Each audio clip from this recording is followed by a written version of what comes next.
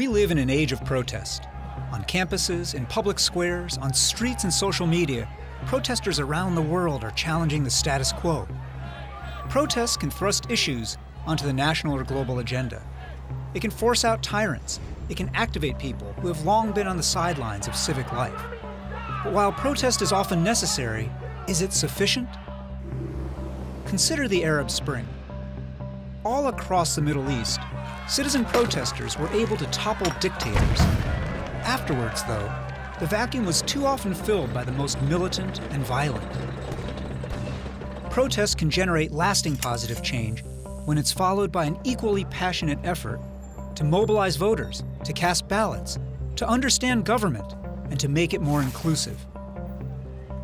So here are 3 core strategies for peacefully turning awareness into action and protest into durable political power.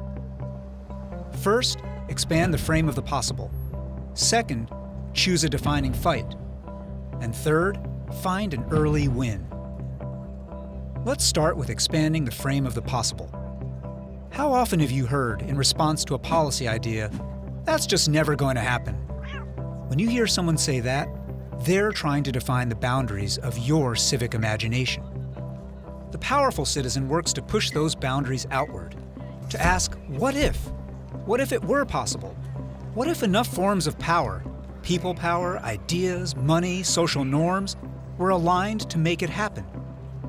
Simply asking that question, and not taking as given all the givens of conventional politics, is the first step in converting protest to power.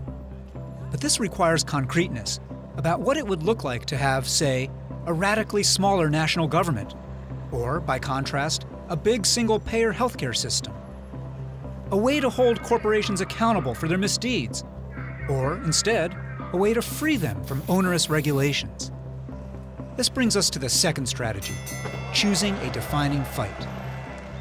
All politics is about contrasts. Few of us think about civic life in the abstract. We think about things in relief, compared to something else. Powerful citizens set the terms of that contrast. This doesn't mean being uncivil. It simply means thinking about a debate you want to have on your terms over an issue that captures the essence of the change you want. This is what the activists pushing for a $15 minimum wage in the US have done. They don't pretend that $15 by itself can fix inequality, but with this ambitious and contentious goal, which they achieved first in Seattle and then beyond, they have forced a bigger debate about economic justice and prosperity. They've expanded the frame of the possible, Strategy 1, and created a sharp, emblematic contrast, Strategy 2. The third key strategy, then, is to seek and achieve an early win. An early win, even if it's not as ambitious as the ultimate goal, creates momentum, which changes what people think is possible. The Solidarity movement, which organized workers in Cold War Poland, emerged just this way. First with local shipyard strikes in 1980 that forced concessions. Then, over the next decade, a nationwide effort that ultimately helped topple Poland's communist government. Getting early wins sets in motion a positive feedback loop, a contagion of belief and motivation.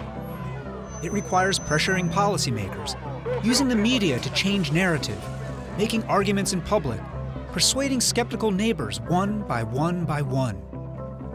None of this is as sexy as a protest, but this is the history of the US civil rights movement, of Indian independence, of Czech self-determination. Not the single sudden triumph, but the long, slow slog.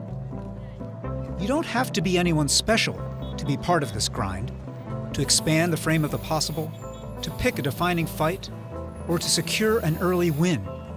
You just have to be a participant and to live like a citizen. The spirit of protest is powerful. So is showing up after the protest. You can be the co-creator of what comes next.